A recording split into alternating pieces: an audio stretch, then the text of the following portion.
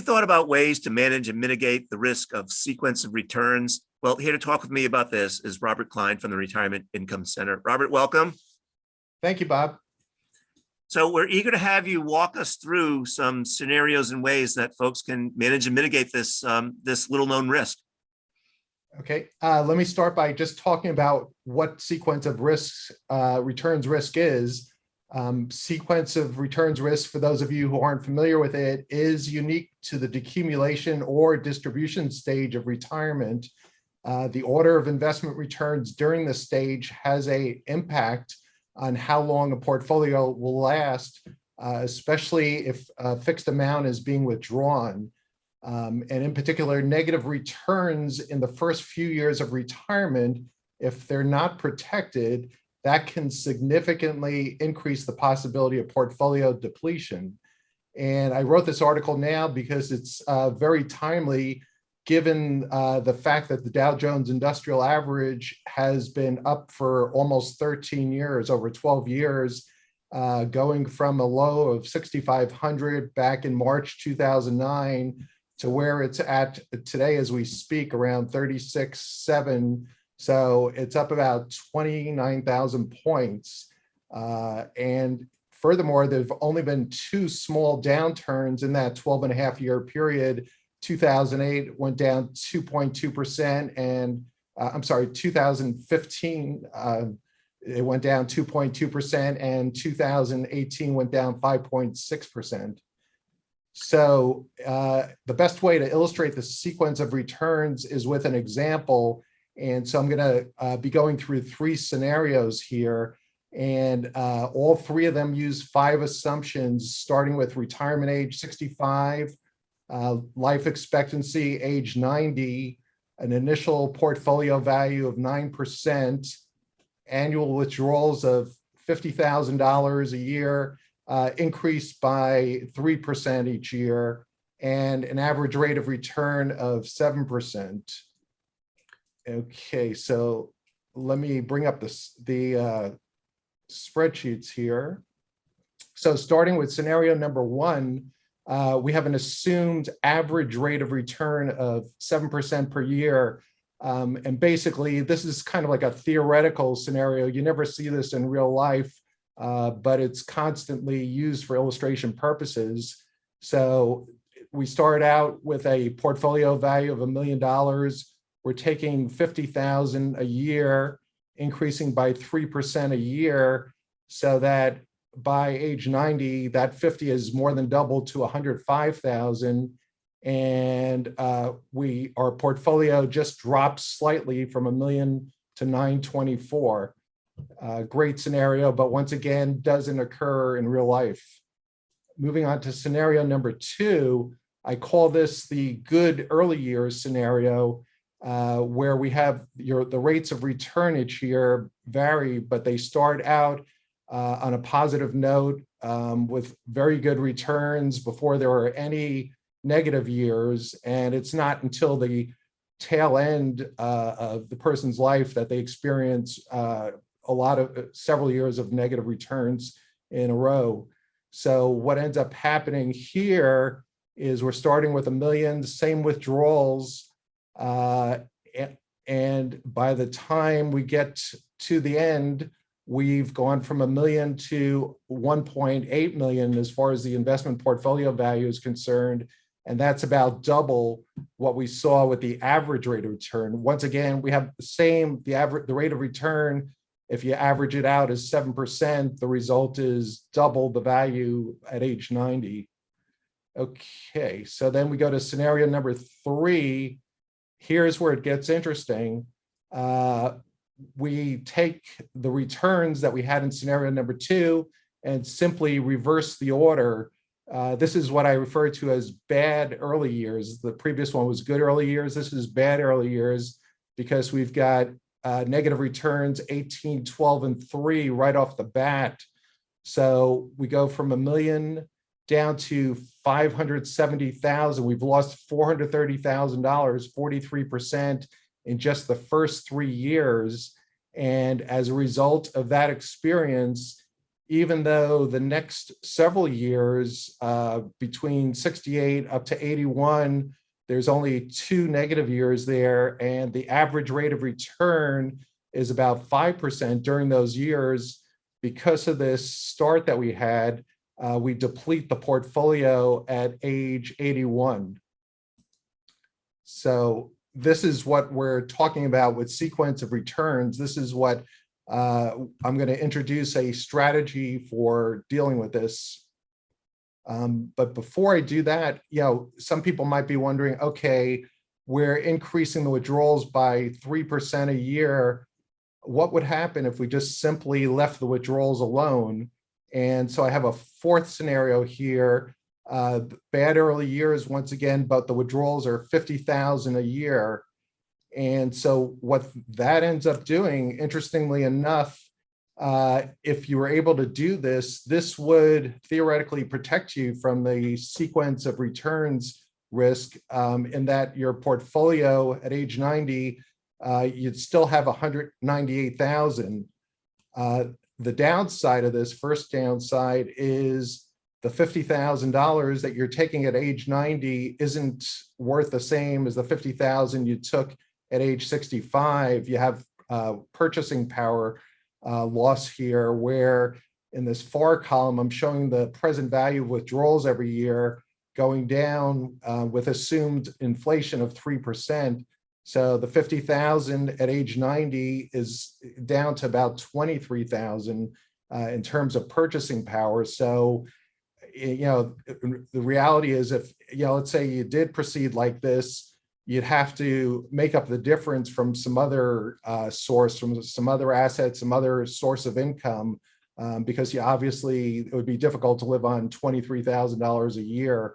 And then, or potentially, if you didn't have other sources of income, or even if you did, it might mean potentially, if you owned a home, selling the home just to be able to, keep on going. So the bottom line is, this isn't really a great solution for the sequence of returns risk. What is a much better solution is in scenario 5 here. And before I get into scenario 5, let me just talk about the, let me just go pop this back to here. Okay. What the assumptions are in scenario number 5. Scenario number 5, we're using a HECM reverse mortgage to address the sequence of returns risk.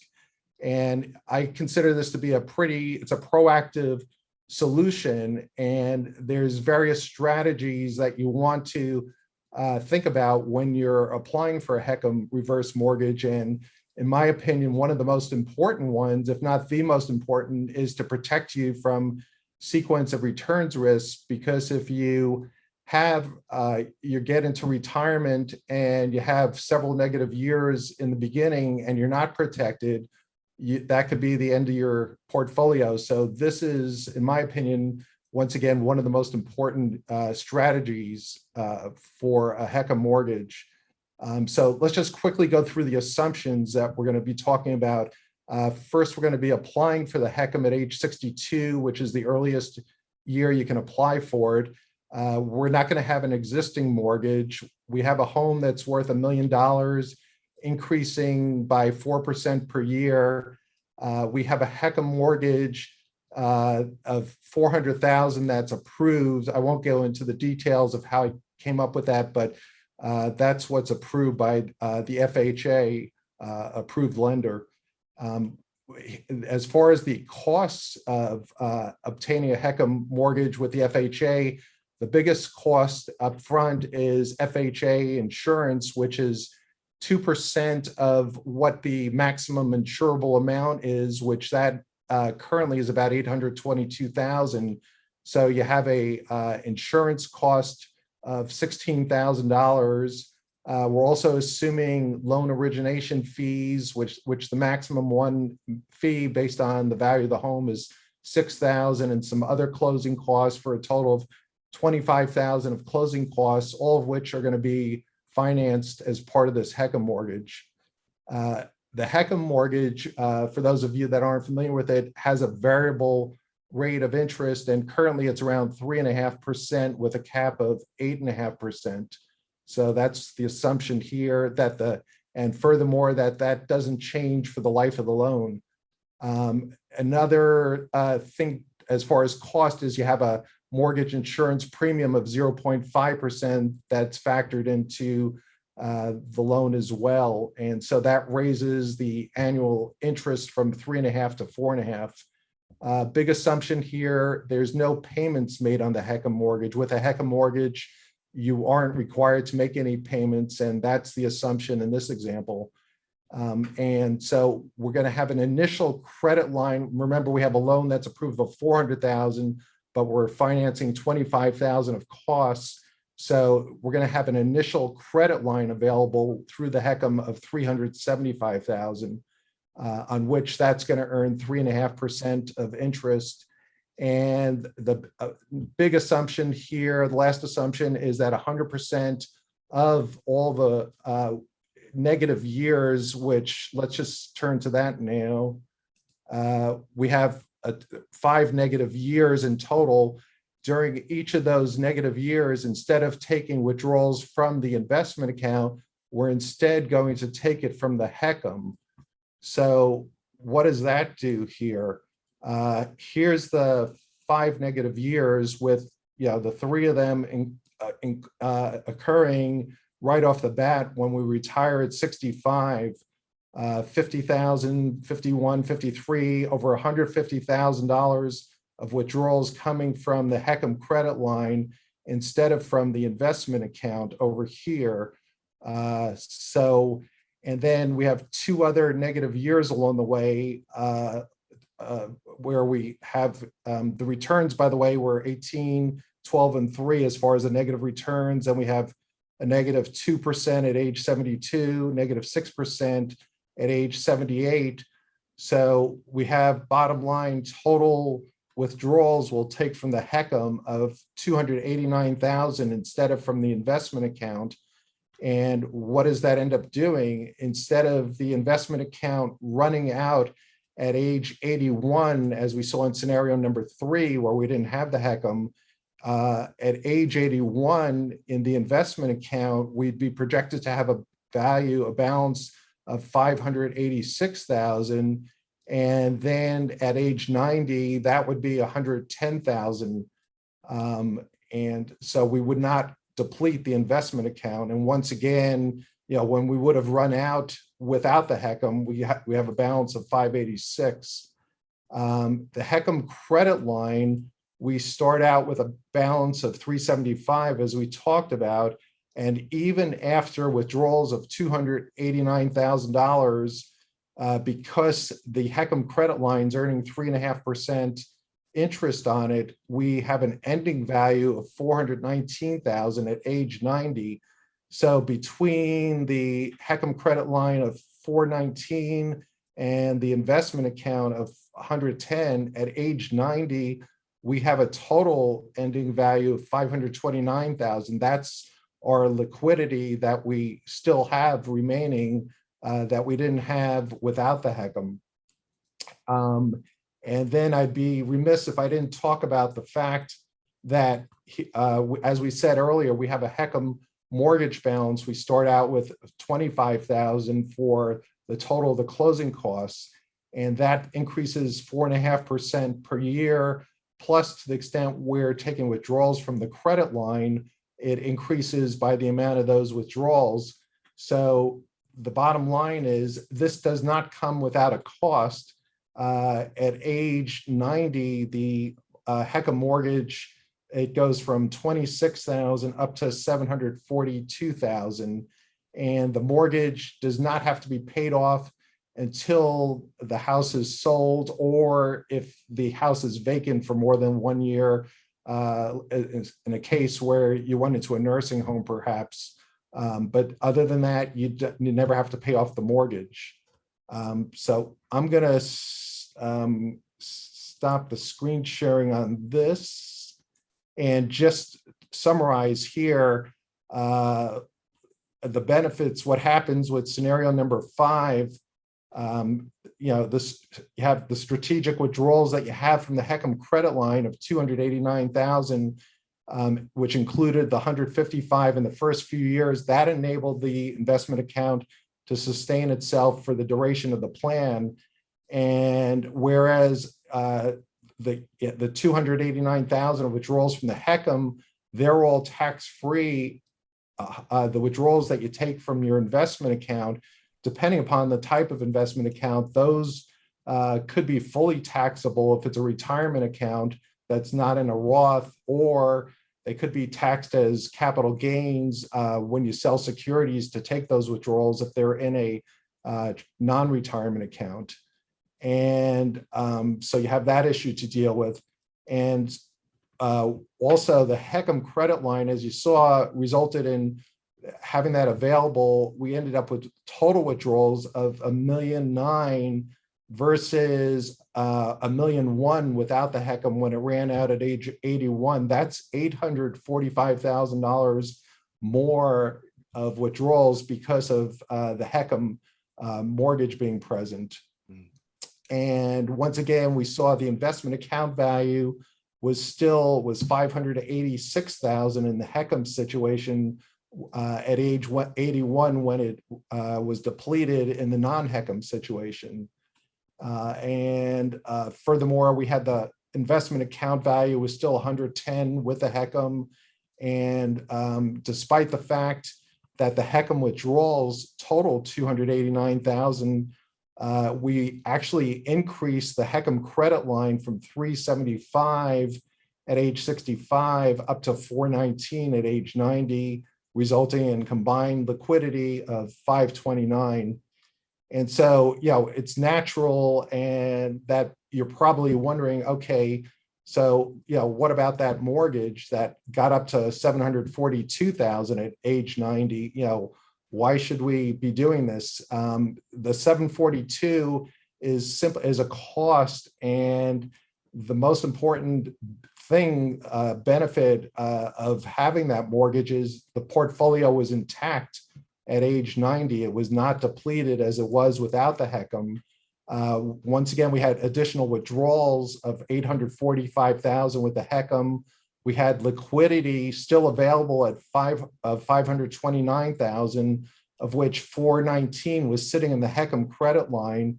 And in real life, we just illustrated using the HECM to insure against the risk of depletion of the portfolio through the sequence of return situation. However, in real life, with 419,000 in the HECM credit line, along the way, you would have likely used it for other things. One distinct possibility would be to cover long-term care expenses. And as with all HECM credit line withdrawals, they're tax-free. The other factor to consider, this is a real important one, the house, the assumption was that there was 4% appreciation. So what that ended up doing is we went from a value of $1 million at age 65, actually age 62, $1 million up to 3.1 million at age 90. So we had appreciation of 2.1 million, and against the mortgage balance of 742,000.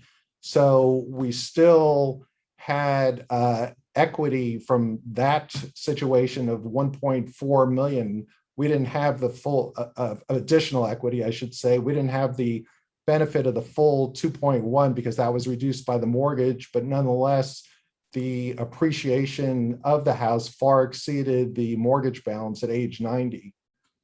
And last but not least, just want to mention two essential keys that were relevant to the successful outcome is that the HECM mortgage was obtained at age 62 and there was no additional mortgage balance. So what this meant, because we had the HECM being obtained at 62, that enabled maximum growth of the credit line because that was able to increase at a rate of 3.5% from that date, versus some people think that it's better to get a HECM when you quote unquote need it, and you don't benefit by the additional growth of the credit line if you apply for it earlier.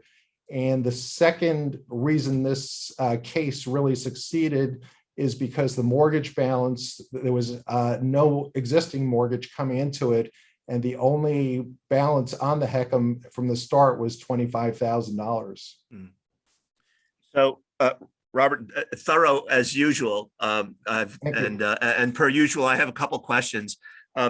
One, when we look at the value of the house at the end and the mortgage at the end, if the owner was to sell that property, who would benefit from the difference in the house value and the mortgage? Are you saying before the owner dies? If the owner was to sell the property before dying.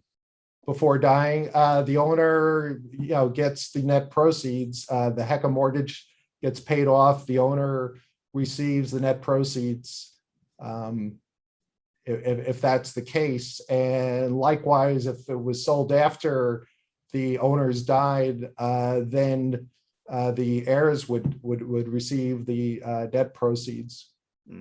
And it's in addition to the net proceeds, they would have the value of the investment account as well.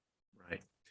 So it also occurs to me when we talk about the use of the HECM to mitigate and manage the risk of sequence of returns, that another opportunity by taking a HECM is that you might be able to delay taking Social Security as well, because you could potentially draw from that from your HECM as a way to offset the income that you would have received from Social Security had you claimed it at FRA or earlier. Yeah, that's definitely a popular strategy for people who start the HECM at 62 and either defer, to 67, let's say, if that's their full retirement age, which they might have been planning on taking it at full retirement age. But what it could enable them to do is to defer the starting age out to age 70, because they could take tax-free distributions from the HECM, like you're pointing out, Bob. Yep. Yeah.